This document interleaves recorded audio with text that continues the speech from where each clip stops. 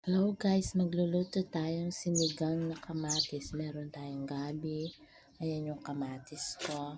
Tsaka pechay lang guys. Lalagay na natin yung kamatis kasi pinakulok na itong baboy kagabi. Tsaka yung gabi para lalambot din. Guys, malambot na kasi yung baboy ko eh. Takpan muna natin. Ayan guys, kumukulo na yung sinigang na kamatis ko guys. Guys. Lagay na natin yung pechay. Ayan guys, yung kinamatisan kong sinigang na baboy. Ayan guys. Sarap tong sabaw niya guys. Malapit na siyang maluto guys.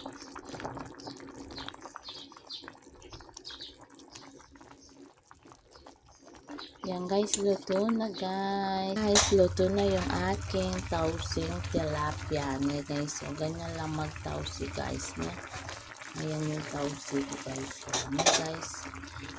Hello guys, nagluto pala ako ng tinolang manok. Namiss ko yung tinolang manok. Guys, ayan guys. So, kain po tayo guys. Sarap sarap ng sabaw. Hindi na native yan guys. Guys.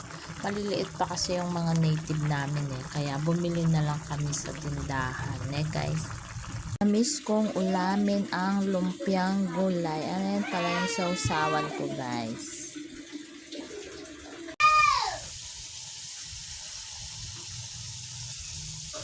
Hello guys, kain na tayo. Ulam natin fried chicken. Tsaka kapares niya ay gravy. Guys, ayan sarap.